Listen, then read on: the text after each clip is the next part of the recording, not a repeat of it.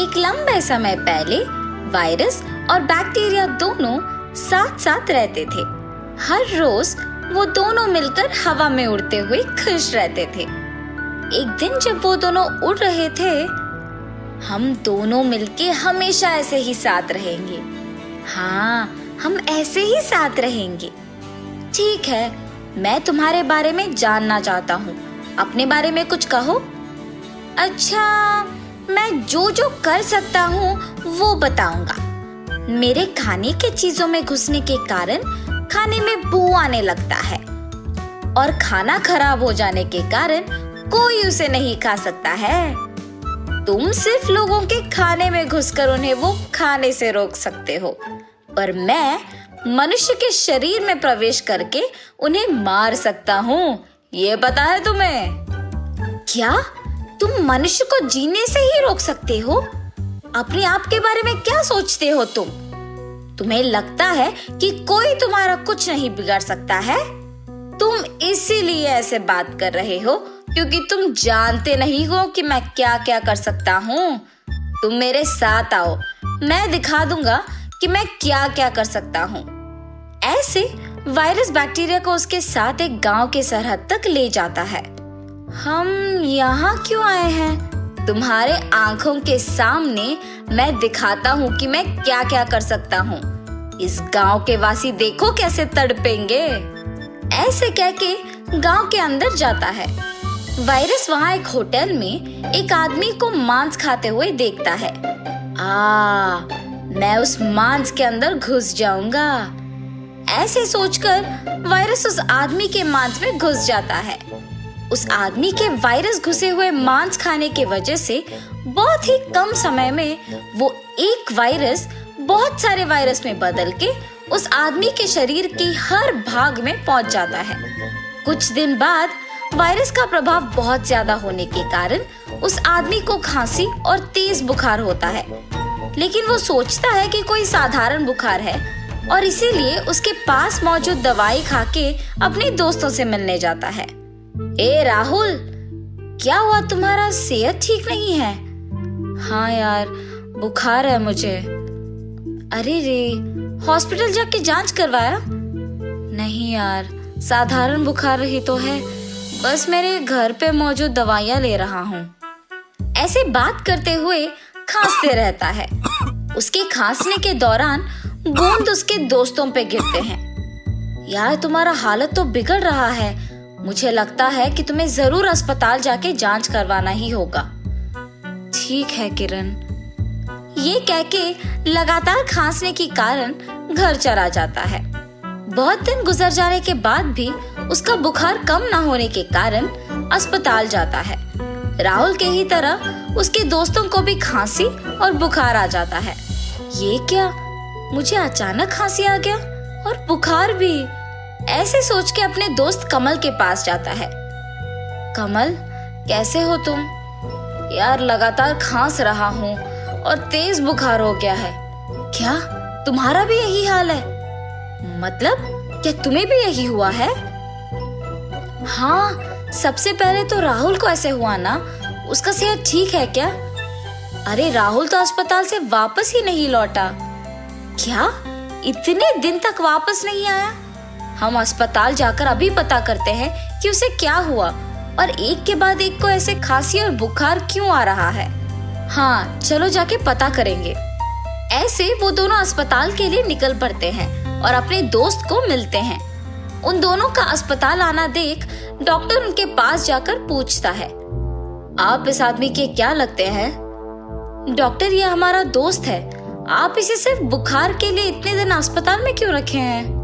आपके दोस्त को साधारण खांसी और बुखार नहीं हुआ है। उसके शरीर में भयानक कोरोना वायरस प्रवेश कर चुका है। उसी कारण इसका सेहत इतना बिगड़ गया है। अगर इसे फैलने से नहीं रोक पाए तो ये सबको फैल जाएगा। इतना ही नहीं, इस मुसीबत का अब तक कोई हल या दवाई नहीं है। आपकी बातें सुनकर मुझे भी डर लग रहा है डॉक्टर, क्योंकि मेरा भी वही हाल है और किरण का भी। ये सुनने के बाद डॉक्टर को उन दोनों पे भी शक आता है और उनका जांच करने पर पता चलता है कि उन दोनों के शरीर में भी कोरोना वायरस फैल चुका है। तुरंत डॉक्टर उन दोनों को आइसोलेशन में रखते हैं। वायरस ये सब देख खुश होकर बैक्टीरिया के पास जाकर कहता है, हा हा हा, देखा तुमने, अब समझ आया मैं कितना शक्तिशाली हूँ। किस लिए तुम इतना खुश हो? तुम्हारे कारण मनुष्य सारे दुखी है और तुम खुश हो। देखना एक दिन आएगा जब मनुष्य तुम्हें मिटाकर खुश रहेंगे। मेरी खुशी बस तुमसे देखा नहीं जा रहा है। मुझे मिटाना तो किसी की बस का बात नहीं है। हा हा हा। ऐसे वायरस जोर से हंसता है। मनुष्य को ऐसे दुख पहुंचाते तुम कितने दिन खुश रहोगे, मैं भी देखूंगा। ऐसे कहकर बैक्टीरिया वायरस से दूर चला जाता है। कुछ दिन बाद उसी कोरोना वायरस से पीड़ित और लोग अस्पताल आते हैं। अस्पताल में रोज कोरोना केसेस की संख्या बढ़ रही है। ये दूसरों को ना फैले उसके लिए मास्क का पहनना, हाथों को सैनिटाइजर से और साबुन से धोकर साफ करना, मनुष्य से मनुष्य तक दूरी रखना और घर से बाहर ना निकलना जैसे नियमों का पालन करना श्रेष्ठ है। तभी इसे दूसरों को फैलने से रोक सकते हैं। और तुरंत डॉक्टर ये सब सरकार को सूचित करता है। ये सब जानने के बाद सरकार सभी को इन नियमों का विज्ञापन देकर इनका पालन करने के लिए कहती है। इससे सभी कोरोना से डरकर मास्क को पहन के, हाथों को निरंतर साफ रख के, एक दूसरे से दूर रह के घर पे ही रहते हैं। बाहर से कुछ ना मंगा के घर का ही खाना खाते हैं। ऐसे उस गांव के लोग कोरोना को फैलने से रोकने के लिए नियमों का पालन करते हुए सड़क पे भी मौजूद सारी चीजों को साफ करते हुए कोरोना को फैलने से रोकते हैं। ऐसे वो कोरोना वायरस हवा में भी नहीं रह पाती है। मनुष्यों को दुख पहुंचा के उन पे हंसने के कारण उन लोगों ने तो मेरा हवा में रहना भी नामुमकिन कर दिया। आइंदा मैं कभी मनुष्य के पास तो नहीं आऊंगा। ऐसे वो वायरस गायब हो जाता है। किसी और को दुख पहुंचा के खुश होने का नतीजा यही है। वायरस के मिट जाने के कारण उस गांव के वासी सारे खुश रहते हैं। एक लंबे समय पहले सोमवार के दिन मार्च 11 की तारीख साल 1918 में फोर्ट रायली नामक कांसास के एक सैनिक प्रशिक्षण केंद्र में लगभग 26,000 जवान थे और उस दिन प्राइवेट एल्बर्ट गिचल नामक बावर्ची को नींद से उठने में बहुत दिक्कत हो रही थी। इतना ही नहीं, उसे बहुत तेज बुखार था, गला भी खराब हो गया था और शरीर में पूरा दर्द हो रहा था। उस आदमी ने तब अपना परीक्षा करवाने नर्स के पास गया था। वास्तव में उसका शरीर बुखार से जल रहा था और उसका तापमान 103 डिग्री का था। गिचल के बाद कार्बोरल ली ड्रेक नामक एक और इंसान भी उसी लक्षणों के साथ नर्स के पास जाता है। उनके बाद सर्जन अडोल्फ हर्बी भी उसी सूची में शामिल होते हैं और वो सूची बढ़ता गया।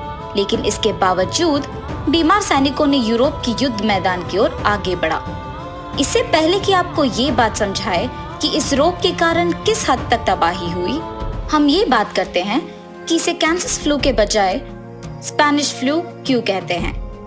वैसे तो कई शोधकर्ताओं ने बहुत सालों तक इस फ्लू की उत्पत्ति जानने पर शोध किया। 1916 से करीब 1917 तक कई सैनिक फ्रांस के अस्पताल के शिविर से गुजर कर गए। वहां के विकृति विज्ञान के अनुसार एक फ्लू जैसी जानलेवा रोग की सूचना दी गई थी। एक और सिद्धांत का सुझाव था कि ये फ्लू उस शिविर के पास स्थापित खेत में मौजूद मुर्गियों से सुअरों को फैला और उनसे मनुष्यों को। कुछ और लोगों का मानना था कि इस फ्लू की उत्पत्ति ऑस्ट्रिया में या चाइना में या पूर्व एशिया में या फिर अमेरिका में हुई है। ये फ्लू यूरोप में आयात किया गया था कि वही उत्पन्न हुआ। इस बात का चर्चा अब भी जारी है। इस फ्लू को स्पेनिश फ्लू बुलाने का कारण सिर्फ ये था कि युद्ध के समय में स्पेन का समाचार माध्यम ने उनके अखबारों में यही छापा था कि स्पेन युद्ध की तटस्थ देश बाकी देशों की तुलना में इस फ्लू के कारण सबसे ज्यादा पीड़ित है और ऐसे सभी उस फ्लू को उसी नाम से जानने लगे। ये फ्लू इतनी तेजी से बढ़ा कि दुनिया की आबादी में 27% यानी करीब 1.8 से 1.9 बिलियन के लोग तक प्रभावित हुए और कहा जाता है कि इस फ्लू के कारण हुए मौतों की संख्या कम से कम 50 मिलियन से करीब 100 मिलियन तक का था। आश्चर्य की बात तो ये है कि पहले विश्व युद्ध में इससे कम मौत हुए थे। इस फ्लू के कारण अमेरिका में करीब 5 लाख मर गए थे और 20 से 40 की उम्र के लोग पर इसका ज्यादा प्रभाव पड़ा। मतलब 1917 में अमेरिका की औसत जीवन प्रत्याशा 51 साल था, मगर 1918 में 39 साल तक गिर गया। इस फ्लू से युवकों के अधिक प्रभावित होने का कारण ये था कि कुछ दशक पहले इस फ्लू के जैसे ही एक महामारी उत्पन्न हुई थी। यही वजह है कि बूढ़े लोगों में इस फ्लू के प्रति प्रतिरोधक क्षमता विकसित हुई थी, और क्योंकि युवा पीढ़ी का जन्म इस सब के बाद हुआ था, वो आसानी से प्रभावित हो गए। स्पेनिश फ्लू के कारण तबाही दुनिया भर में मची थी। इंडिया में 17 मिलियन लोगों की मौत हुई, डच ईस्ट इंडीज में 15 लाख, जापान में 3,90,000, ग्रेट ब्रिटेन में 2,50,000, फ्रांस में 4 लाख और ईरान में 9,02,400 से 24,31,000 लोग तक की मौत हुई थी। कुछ छोटे विश्व समुदाय मौत के मामले में सबसे ज्यादा प्रभावित हुए, क्योंकि उनके घर एक दूसरे के बहुत करीब थे। जैसे जर्मन समोआ, 90% आबादी स्पेनिश फ्लू से प्रभावित हुए थे। उनमें से 30% पुरुषों की, 22% औरतों की और 10% बच्चों की मृत्यु हुई। जब एक तरफ विश्व के कई देश स्पेनिश फ्लू से अधिक प्रभावित हुए, दूसरी तरफ कुछ ऐसे भी थे जिन पर कोई प्रभाव नहीं हुआ। ये इसलिए हुआ क्योंकि वो दूर दराज के द्वीप थे, जैसे फिजी के लाओ और यासावा द्वीप और ब्राजील के माराजो द्वीप। अलास्का के कुछ भाग भी इस महामारी से बच गए थे। अब तक तो आप समझ चुके होंगे कि स्पेनिश फ्लू के कारण दुनिया के चारों ओर कितने देश गंभीर रूप से प्रभावित हुए, और ये भी कि कितने लोग की मौत हुई। पर अब हम ये समझने की कोशिश करेंगे कि ये फ्लू इतने देशों तक इतना जल्दी कैसे फैला और क्यों इसे कोई नहीं रोक पाया। वैसे ये बात जाहिर है कि सैनिकों के एक दूसरे के पास अस्वस्थकाल परिस्थितियों में रहना और साथ में एक जगह से दूसरे तक जाके शिविर लगाना इस फ्लू के फैलने का एक मुख्य कारण है। इतना ही नहीं, वो युद्ध कोई साधारण युद्ध नहीं बल्कि विश्व युद्ध था, जिसमें काफी देशों ने भाग लिया था। इसलिए सैनिकों को अक्सर यात्रा करना पड़ता था। माना जाता है कि फ्लू की पहली लहर किसी भी अन्य फ्लू की तरह काफी सामान्य था, लेकिन युद्ध के दौरान सेना की यात्रा के कारण फ्लू की दूसरी लहर काफी घातक था। एक ऐतिहासिककार का कहना था कि ये निश्चित रूप से स्पेनिश फ्लू का दुनिया भर में फैलने का एक प्रमुख योगदान कारक है। फ्लू की पहली लहर को साधारण होने के कारण किसी ने ज्यादा ध्यान नहीं दिया था, मगर दूसरी लहर इतना बुरा था कि युवा लोग इससे प्रभावित होने के 24 घंटों से पहले ही मर जाते थे। इस फ्लू के लक्षण ये थे कि सबसे पहले रोगी को तेज बुखार आता था, फिर उसके नाक से खून बहता था, फिर उसे निमोनिया होता था और अंत में उसके फेफड़े में तरल पदार्थ भर जाता था। वे वास्तव में उस तरल में डूब कर मर जाते थे। एक और प्रतिकूल परिस्थिति ये था कि उस समय डॉक्टरों को ये नहीं पता था कि क्या हो रहा है। कुछ ब्रिटिश डॉक्टरों ने कहा कि रोगग्रस्त फेफड़ों का स्थिति इतना खराब था कि केवल रासायनिक युद्ध ही इसका कारण हो सकता है। अब तो हम जानते हैं कि साइटोकिन विस्फोट नामक एक स्थिति है। ये मूल रूप से एक प्रतिरक्षा प्रतिक्रिया है जब हमारे शरीर पे वायरस का हमला होता है। लेकिन इस प्रतिक्रिया के ज्यादा होने के भी मौके हैं, जहां शरीर द्वारा इतने साइटोकिन्स उत्पादित होते हैं कि इन प्रोटीनों का एक विस्फोट होता है। इसका नकारात्मक प्रभाव सूजन है, जिसके कारण आदमी के फेफड़ों में तरल पदार्थ का निर्माण होता है। ये भी एक कारण हो सकता है अधिकांश युवा लोग की मृत्यु संख्या बढ़ने की। उनकी स्वस्थ प्रतिरक्षा प्रणाली ने इतने सारे साइटोकिन्स उत्पादन किया कि अंत में वो विस्फोट हो गए। उस समय में डॉक्टरों को नहीं पता था कि वायरस क्या होता है, ना ही वो चिकित्सकीय रूप से सुसज्जित थे कि वो गौर से सूक्ष्मदर्शी के सहायता से वायरस का अध्ययन कर पाए। लेकिन अब डॉक्टरों के पास ये सब है और उन्हें पता है कि जब किसी के शरीर में वायरस आया तो उसका क्या करें। उन्हें वायरस को ठीक करना आता है और इसके साथ वो उसके आनुवांशिक अनुक्रम को देख सकते हैं और एंटीवायरल ड्रग्स बनाने का प्रयास भी कर सकते हैं और उम्मीद है कि एक वैक्सीन को भी बना सकते हैं। उस समय में सैनिक एक दूसरे के संपर्क में थे और उसके बाद जब अपने घर वापस चले गए तो इसे रोकने के लिए कोई प्रौद्योगिकी नहीं थी। और जब बाकी लोगों को बीमारी के शुरुआती लक्षण दिखे तो वो उसके बावजूद बाहर भीड़ में निकलते थे। इसीलिए उनका परीक्षा करना भी मुश्किल हो गया था। लेकिन आज के समय में ऐसा नहीं होगा। मनुष्य अब एक वायरस को आसानी से पहचान सकते हैं।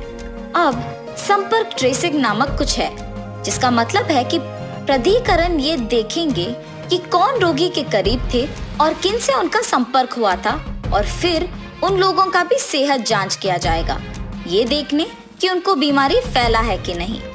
स्वास्थ्य कर्मी अब सुरक्षात्मक उपकरण पहनते हैं और जनता को इस बात की जानकारी है कि बीमारी से दूर रहने के लिए उन्हें क्या करना है।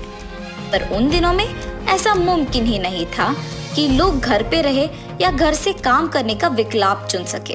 और लोग नवीनतम समाचार खोजने के लिए उन दिनों में इंटरनेट पे ब्राउज तो नहीं कर सकते थे।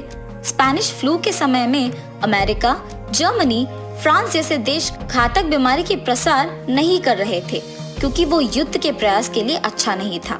युद्ध के दौरान ब्रिटेन के मुख्य चिकित्सा अधिकारी सर आर्थर नुसेल को अच्छी तरह से पता था कि लॉकडाउन ही इस बीमारी को फैलने से रोक पाएगा, लेकिन युद्ध के प्रयास के कारण ये संभव नहीं था। अनुसंधान ये कहता है कि उन्होंने कहा था कि सैनिकों को युद्ध जारी रखना ही श्रेष्ठ है और इसके लिए हम ब्रिटेन को कोई दोष नहीं मान सकते हैं। दूसरे देशों में लॉकडाउन नहीं लगा पाए, मगर इसका मतलब ये नहीं था कि उन्होंने व्यस्त जगहों को बंद नहीं किया। अमेरिका में कई दुकान बंद किए गए थे। कुछ जगहों में आम लोगों को इन्फ्लुएंजा की जानकारी देने के लिए उनके दरवाजों पे कागज चिपकाए गए थे। जापान और ऑस्ट्रेलिया में लोगों को सड़कों पे फेस मास्क के साथ तस्वीर खिंचवाई गई थी। लेकिन अमेरिका में नर्सों की भारी कमी थी और संक्रमित रोगियों का देखभाल करने के लिए नर्सों की आवश्यकता थी, क्योंकि तब बीमारी का इलाज भी नहीं था। सैनिकों को स्नान की जगह, आराम के लिए बिस्तर, विस्की और एस्पिरिन, खांसी का औषध और गर्म पानी दिया गया था। बीमार सैनिकों की मदद करने 9,000 नर्सों को भेजा गया था और उनसे भी अधिक अमेरिका के सैन्य शिविरों में भेजे गए थे। मगर वो काफी नहीं थे, क्योंकि युद्ध से ज्यादा फ्लू के वजह से बहुत सैनिकों की मौत हो गई थी। स्पेनिश फ्लू का ज्यादा फैलने के कारण ये भी है कि कई नर्सों को मदद करने से इनकार कर दिया था, इस वजह से कि वो या तो काले नर्स हैं या फिर छोटे संस्थानों से पढ़ के आए। 1918 में धीरे रोगियों का संख्या कम होने लगा और सभी समझे कि महामारी खत्म हो गया। ऐसा एक सिद्धांत है कि चिकित्सा विशेषज्ञ इससे निपटने में बेहतर बन गए और सिद्धांतों का कहना है कि बीमारी का तनाव कम होने लगा। लेकिन वो 1919 के मध्य में था जब स्पेनिश फ्लू के महामारी को आधिकारिक तौर पे खत्म माना गया था। स्पेनिश फ्लू के बाद और भी महामारी आए थे, लेकिन उसके तुलना में कुछ भी नहीं था। स्पेनिश फ्लू को भूली हुई महामारी कहा जाता है। आप में से कई लोगों को अब तक शायद इसका जानकारी भी नहीं होगा। उसे भूलने का सबसे बड़ा कारण तो ये है कि वो फ्लू इतिहास के सबसे खूनी युद्धों में से एक के दौरान हुआ था। हमें आश्वासन दिया जा सकता है कि इस तरह के कठोर परिणामों का सामना नहीं करना पड़ेगा, क्योंकि हम आधुनिक दुनिया में हैं और इसके आधुनिक हल निकाल सकते हैं। पर इसका मतलब ये नहीं कि कोई भी फ्लू लौट के नहीं आएगा। आज हमारे पास एंटीवायरल ड्रग्स हैं, औषधें हैं, बहुत सारी जानकारी तक पहुंच है और वायरस को रोकने की क्षमता है। लेकिन हमें हमेशा ये याद रखना होगा कि इलाज से बेहतर है एहतियाती उपाय। इसीलिए घर पे रहें, अपने आप को सुरक्षित रखें।